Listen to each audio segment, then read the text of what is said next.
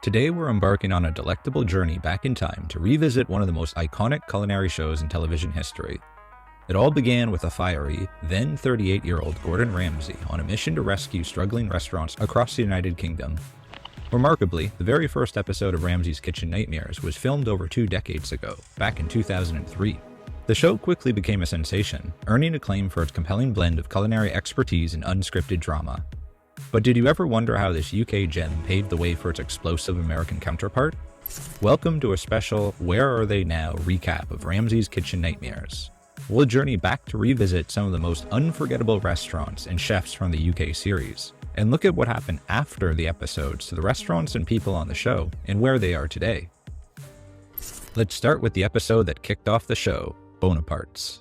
The first episode of Ramsay's Kitchen Nightmares was filmed in Silsden, England. Even though the restaurant was only a year old at that point, it was already struggling, pulling in just £200 a day in earnings, which was about $400 around that time.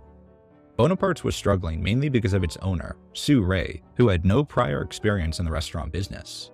One proof is her choice of Tim Gray, a 21-year-old former dishwasher who she made the executive chef. Still, Tim had lofty ambitions of becoming just like Gordon Ramsay despite his inexperience in the kitchen. Let's see if he can at least cook an omelette. I've never cooked an omelette before. Oh, don't be stupid. I don't know what's funnier, that the cooks have no idea how to make an omelette, or that that scene had no music at all. The British version of Kitchen Nightmares, how can you not love it? You're a head chef. You're taking the piss, you know that. You'll have to get familiar with some of the slang. Back at the restaurant, business was going so wrong that Tim had to go out on the street to invite customers in using free food. The thinking was it would make the place look busier than it actually was, in an attempt to lure more customers into the restaurant. But Tim and his helper not only didn't know how to cook, but had no idea about sanitary precautions in the kitchen. They were very clumsy and threw all the ingredients away like it was nothing. Their kitchen was a filthy environment, to the point that Ramsay called it a living fucking nightmare. Then there was their refrigerator. That was another level. Most of the food served at Bonapartes was lousy, though Tim didn't seem to mind. I don't even know if he was fully aware of how bad things were at that point. All this despite the fact that Bonapartes presented itself as a fine dining restaurant. But definitely, the worst thing about this episode was some rancid scallops that Tim served Ramsay. Once more, it's a bit of a mystery. Was he not quite aware of his cooking choices? Or maybe he just had a grudge against Gordon at that point. Ramsay ends up throwing up. Take note, this is the first of many times in the future that Ramsay would end up throwing up on the show. I could kill someone. That's the bottom line. The future of Bonapartes couldn't have looked worse. Despite that, Chef Ramsay led a successful relaunch in which Tim managed to serve nearly 50 diners on Valentine's Day. He had some talent after all, or did he? Ramsay returned to Bonapartes a month later, but he couldn't get a hold of Sue, who wasn't answering her phone. So he decided to pay Tim a visit. Tim revealed that he had been fired, and Sue's only business was the upstairs bar at the restaurant. Sometimes you have to admit defeat, and this one definitely defeats me. Finally, Ramsay manages to get a hold of Sue and returns to Bonapartes. However, this time without any cameras on Sue's orders. Unfortunately, she believed that the show had rigged the episode to make her restaurant look worse than it actually was. Ramsay confronted her on this issue, and while she was still convinced that she had been set up, she was unable to back up any of her allegations. Following what Sue felt was a negative portrayal on Kitchen Nightmares, Bonapartes faced significant difficulties. A decline in customers and mounting financial problems led to the eventual closure of the restaurant in 2005. Sue opted to file charges against Ramsay, contending that the show had been scripted and contributed to the restaurant's downfall. The case proceeded to court, but was eventually dismissed due to insufficient evidence. In a subsequent legal battle, Ramsay secured a victory, winning a £75,000 libel case against a local newspaper that persisted in publishing these allegations. The closure of Bonapartes left Sue Ray with substantial debts amounting to £400,000. Coping with the financial stress and challenges of bankruptcy, she experienced depression and sought counseling for support during this difficult period. To make ends meet, Sue Ray relied on job seekers' allowance, receiving just £56 per week as financial assistance. Things would go from bad to worse for Sue Ray as her descent continued. She was caught and convicted of driving while under the influence of alcohol. As a result, she lost her driver's license and was subsequently banned from driving for 12 months. The The last update on Sue was from around the time Ramsay won his court case. According to her sister, she was in Spain, roaming around in a camper van with plans of working on a yacht off the coast of Greece. After that, she seems to have faded out of the public spotlight. As for Tim Gray, after Bonapartes closed, Ramsay offered him a job working in one of his restaurants. Tim turned down the job offer because he wanted to become a TV star. Unfortunately, Tim's foray into the world of showbiz didn't yield the results he had hoped for. As his celebrity career failed to take off, he decided to return to his culinary roots and retrain as a chef. Tim secured a junior role at The Grouse in Silsden. However, his notoriety had already spread, and disgruntled customers started calling in to report his presence as a staff member. He believed that public pressure led to his departure from the job. Tim struggled in the aftermath of kitchen nightmares to find employment. He secured a junior position at Harriet's Hotel in Skipton, North Yorkshire, but this employment was short-lived. He was dismissed from the position after just 5 days due to allegations of having secured the job under false pretenses, for failing to disclose his previous employment of Bonapartes. His departure from Harriet's marked the third job he had lost since his original appearance on Kitchen Nightmares, which had taken place over a year prior. He was last heard from in 2007 when cops pulled him over for having twice the blood alcohol content allowed under the law. In court, it was also revealed that an intoxicated Tim wept to the police officers as he repeatedly made references to Gordon Ramsay's Kitchen Nightmares and it being responsible for ruining his life. Despite these challenges, he maintained his aspirations of making a mark in the television industry. Tim managed to secure a spot in the final lineup of Big Brother 5, although his participation was short-lived, as the show's organizers decided against having him on the program once they became aware of his identity. 20 years have passed since Tim's appearance on Kitchen Nightmares. I wonder if he regrets not taking that job offer from Gordon Ramsay all those years ago. As for the location that once housed Bonapartes, it has changed hands numerous times over the years. First, it became a restaurant called Reflections, spelt with a Z, in 2006 that specialized in Spanish tapas. The couple who bought the place planned on inviting Chef Ramsay back to the restaurant as a sign of redemption. I'm not sure if he ever went, as they ended up closing not long after in 2009. The restaurant was sold and reopened as De Niro's Wine Bar, but this didn't last long either and closed in 2011. Following that, it became Essence Bar and Bistro, which seems to be the last time it was occupied for commercial use. Nowadays, the building lacks any retail presence, having been transformed into residential suites. Switching things up a little, we move next to the Sandgate Hotel, featured on the second episode of Season 3. The Sandgate was the first hotel Gordon Ramsay publicly turned around in his career. This set the stage for his later show, Hotel Hell, which focused on rescuing struggling hotels. You may not have known this, but before entering the restaurant business, Gordon studied hotel management, giving him valuable insight into successful hotel operations. The Sandgate, a 15-room beach hotel in Folkestone, Kent, was owned by Peter and Lois Hamilton Slade, a married couple with no previous experience in restaurant management, let alone hotel management. Peter had a background in engineering, while Lois previously sold perfume at Gatwick Airport. What made this place somewhat unusual is the way the hotel's dining areas were structured. It included a small dining room, a terrace bar, a barbecue area, and even Kent's first Japanese restaurant in the basement. However, the only commonality among them is their shared struggle with attracting customers. Faced with failure, the owners contemplated selling the property to stem their losses, but eventually decided to give Gordon a chance. Upon Gordon Ramsay's arrival, he appreciated the hotel's prime location, just 40 kilometers from France, with a beautiful beach. Nevertheless, issues became apparent. An excessive number of managers and servers served the few customers they received. In short, the owners don't quite realize what they've gotten themselves into. The owners were also pretty stingy staffing the kitchen, as they only had one chef, Stuart White, who was responsible for all the dining areas with 4 separate menus and 186 total dishes. This was an impossible task for Stuart to manage all by himself. After Ramsay took his initial tour of the place, he decided to finally sit down and try the hotel's food, based on the Japanese menu. Excuse me, waitress, I'm missing my bollocks. By the looks of that dish, you can get the joke. Ramsay would have his work cut out for him, as there were a lot of renovations to do in this hotel. He was able to assess the situation and determined who amongst the staff was the most helpful. Ramsay was also able to motivate Chef Stuart and showed him that it was an opportunity to start from scratch again. Gordon planned to close the Japanese restaurant and convert it into a dining room, create a single menu focused on seafood, Stewart's specialty, and teach Lois how to manage her staff. When Ramsay revisited the restaurant 6 weeks later, business had doubled and Stewart was still going strong. He revealed he was even about to become a father. The episode ends on a positive note. Despite that, Lois and Peter ended up selling the Sandgate shortly after Gordon's second visit in 2006. Regrettably, the hotel's subsequent owners, Richard and Helen Monahan, also struggled to make it a successful business. Consequently, the Sandgate Hotel changed hands once more, just 2 years after the last sale in 2008. The building was acquired by Kiki Cole for £900,000. The reviews about the hotel are mixed, with 3 stars on TripAdvisor based on 389 reviews. While some praise the renovations by Gordon, others complain that the only good thing about the hotel is the view. On the other hand, Peter returned to the engineering business as a designer of steel structures.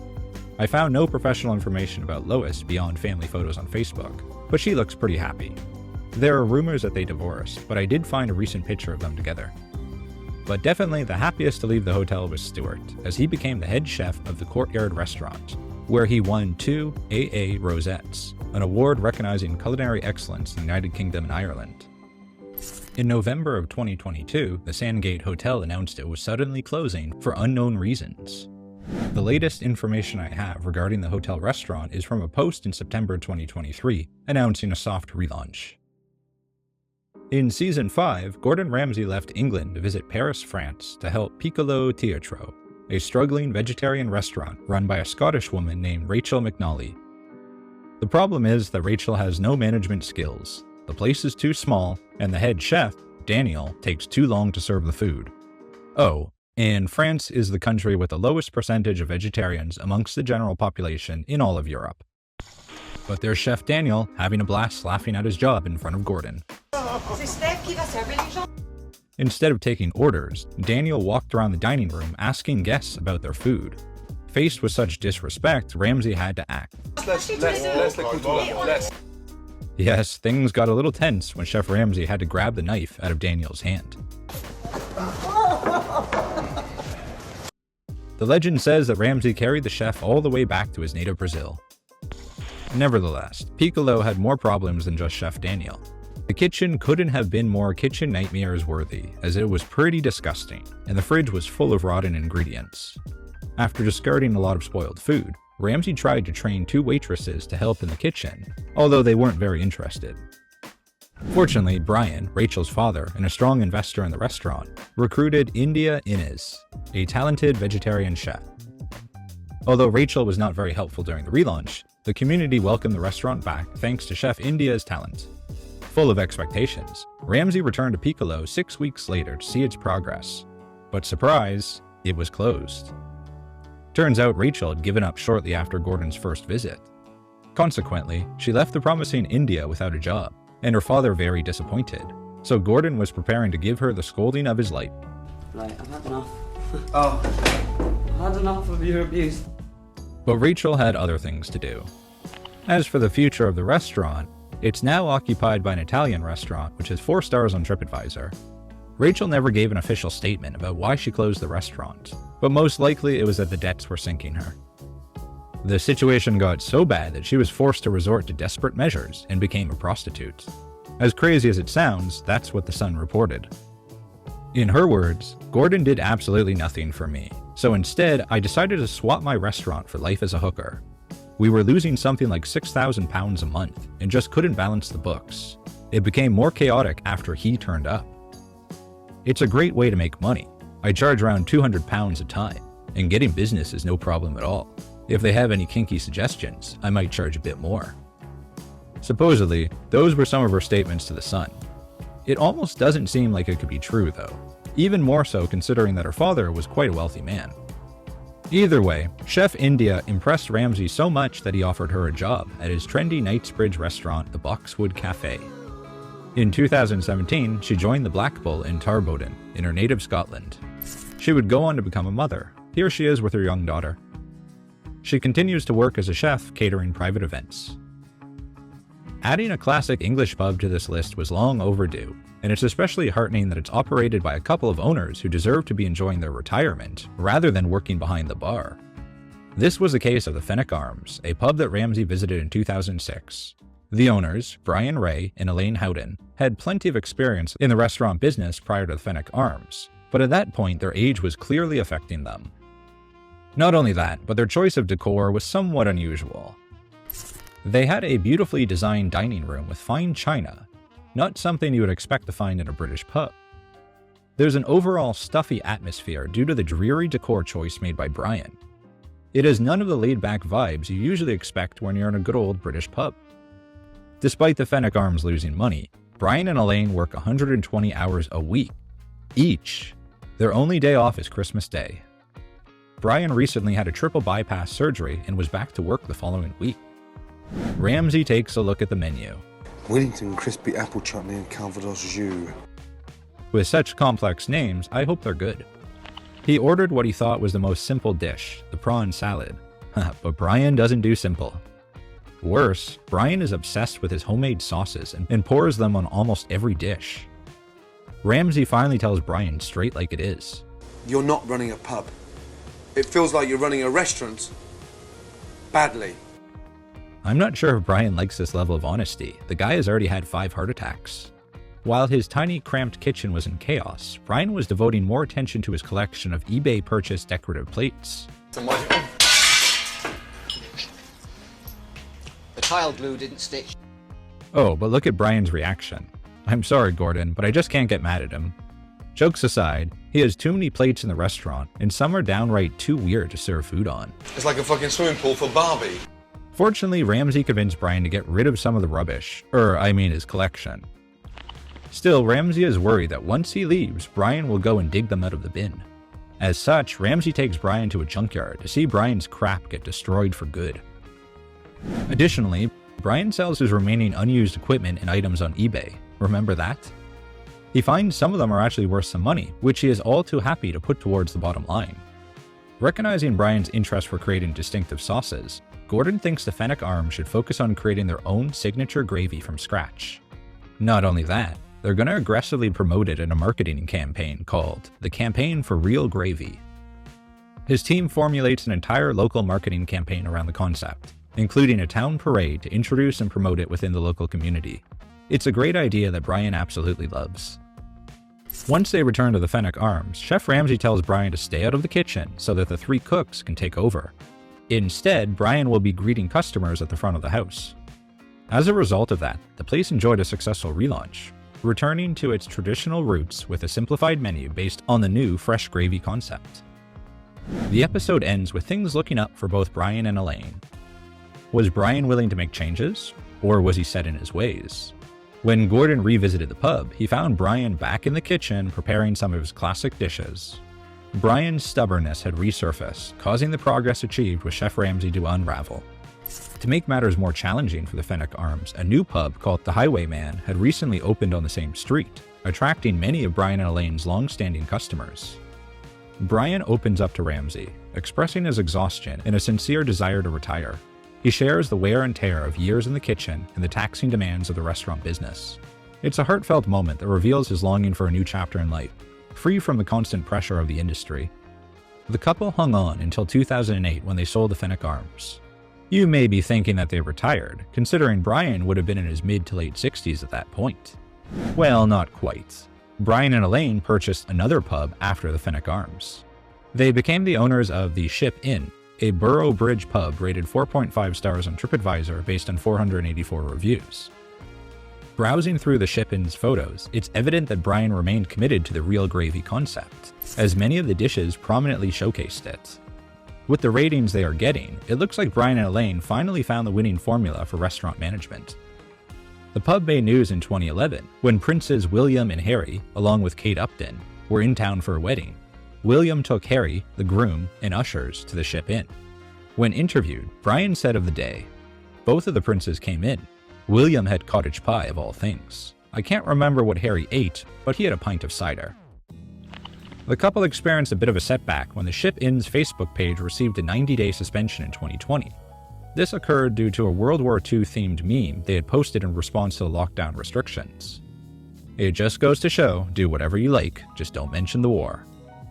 After dealing with the challenges posed by the pandemic, in late 2021, a fire broke out at the pub. Fortunately, it was contained to a storage room and did not spread to the rest of the building. Thankfully, no one was hurt in the fire. In January 2023, after 45 years in the industry and 14 years at the helm of the Ship Inn, Brian and Elaine decided it was time to retire. This decision seems prudent, especially when you consider that Brian will turn 80 next year. I hope they are enjoying their retirement. As for the Fenwick Arms, it's still open today under new management, with a focus on a seafood theme. It continues to enjoy great popularity in the community, with 4.5 stars on TripAdvisor, based on nearly 1,000 reviews. Reviews to this day are very positive.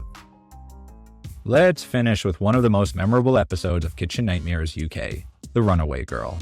The restaurant was in Sheffield, Britain's fourth largest city, and specialized in Spanish tapas. It was started in 2005 by Justin Roundtree, who after 10 years of working in recruitment, decided to remortgage his house to follow his dream of creating the Runaway Girl. Justin had aspirations of making it a local venue for live music, as well as a bar and nightclub. The dark, cavernous design sure reflected that. On top of that, his obsession with the music side of the business distracted him from the core mission of running a successful restaurant. To help him, he enlisted the help of his friend, Richie Russell, to be the head chef of the Runaway Girl. Fast forward a few years to 2008, and the Runaway Girl is hemorrhaging £1,000 a week. If that wasn't bad enough, at that point the economy was in recession in the midst of the credit crunch. Enter Gordon Ramsay to save the failing Runaway Girl. When he arrives at the restaurant, he's greeted with a promotional flyer offering 2 dishes for the low price of just £6.50. Gordon can't grasp how anyone can make money at those prices. But that is secondary to the design of the place. To Gordon, the Runaway Girl doesn't quite look like a restaurant. Instead, his opinion of the place is, it looks like a fucking lap dancing hole. So to recap, it's a Spanish restaurant run by a British guy in a place that looks like a strip club with the lofty goal of becoming a live music venue. Gotcha. As for the food, Justin is deluded enough to think it's authentic Spanish tapas. While Richie is doing his best in the kitchen, given what he has, Justin won't let him control any of the purchasing decisions, which means no fresh food. As such, he is stuck serving food that was bland, reheated, and a disgrace to true Spanish cuisine. Richie agrees with Gordon's criticisms, and even confessed that he reheated dishes to save costs. Justin, on the other hand, took a more defiant attitude, as he recognized that his restaurant was in trouble, but didn't want to do anything about it. When are you gonna stop massaging yourself and fucking get real? Justin's ego was so gigantic that his friend Richie had to threaten to leave the restaurant if he didn't accept changes. Fucking dangle me like a fucking puppet. Sorry. As Richie is saying all this, Ramsay is listening quietly. After Justin and Richie made amends, Ramsay's team remodeled the Runaway Girl, transforming it into silversmiths. In addition, Ramsay got rid of the Spanish menu because there was too much competition in the area from corporate chains, who were all jumping on the Spanish tapas trend at the time. Instead, he concentrated on modern British food based on simple, fresh, local ingredients. The redesign got rid of a lot of the black color and made way for a brighter and more open design. Despite refusing the changes, Justin ended up crying along with Richie. It's probably one of the best moments of the show. But we haven't reached the end yet. In the relaunch, Richie showed that he had a lot of hidden talent and could run a kitchen. Justin, however, as an expediter, was confusing the orders and returning dishes that were not bad. That is well done, so stop bringing me shit! I think that's the worst rant I've ever seen from Ramsay.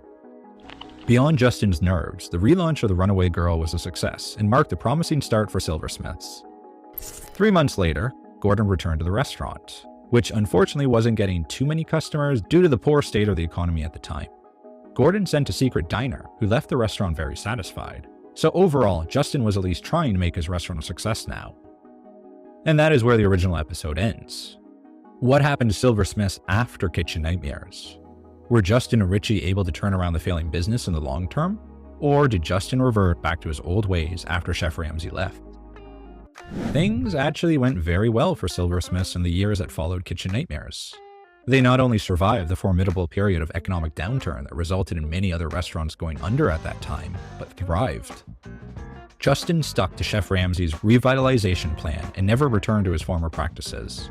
He continued with additional renovations, which included painting the exterior in a rich navy blue and replacing the black leather wall panels with lighter wood paneling. As time passed, silversmith's fortune steadily improved, the restaurant secured a spot in the Good Food Guide for 3 consecutive years and consistently garnered numerous awards throughout the decade. Justin continued at the helm of Silversmiths for an additional 8 years after appearing on Kitchen Nightmares, finally passing the torch in 2017 when he sold the business to his accountant.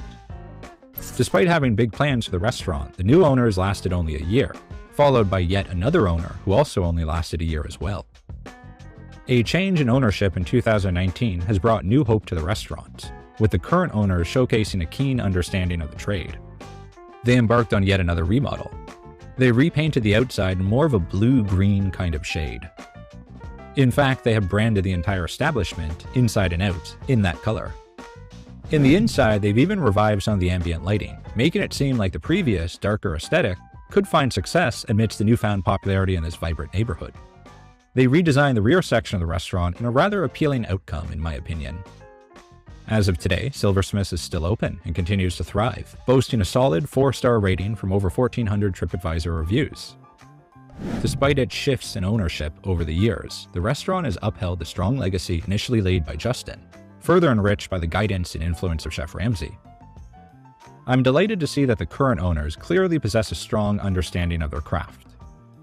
As for Justin, after a stint at Silversmiths, he decided to start his own company, Sweet Spot Hospitality Consulting, which helps clients achieve their goals not only in business, but in life as well. He has active Instagram and Twitter profiles where he posts updates on his life. Overall, he seems to be doing well for himself running his own business. Unfortunately, I couldn't find any information or updates on Donna, his girlfriend in the episode. Richie, on the other hand, eventually moved on from Silversmiths, first to a local restaurant called Piccolo's. Then, in 2013, he partnered with another old friend to run Remo's, a thriving cafe and once-a-month bistro. He happily found love during his time at the Runaway Girl. He fell in love with Kirsty, a waitress to whom he is married to this day. Not long after, he decided to take a break from the restaurant industry, following a health scare which left him needing heart surgery. He is currently enjoying spending more time with his 2 young daughters. Here he is with Eden, age 5, and Marnie, 2. He maintains an active and public Instagram account, where he continues to post even now, sharing his experiences and the attention he's garnered from Kitchen Nightmares. I think that pretty much sums up how Richie has been doing. Beyond the health complication, I'm glad he's doing well for himself. To finish up with Silversmiths, let's check out a clip from 2017 from The Nightly Show, in which Gordon gets a big surprise. That's right, Gordon and Justin reunited many years later.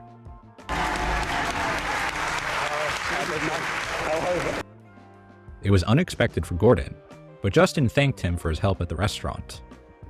A happy ending to a true Kitchen Nightmares success story. Looking back on the show, it remains a pioneering force in food television, even 2 decades after its inception. The original UK edition established a benchmark rarely matched in the genre. What makes this program even more remarkable is its ability to capture Gordon Ramsay in a less scripted, more affable light compared to the American remake. His character's transformation, from the fiery chef to a nurturing mentor, widened its appeal and deepened the connection with viewers.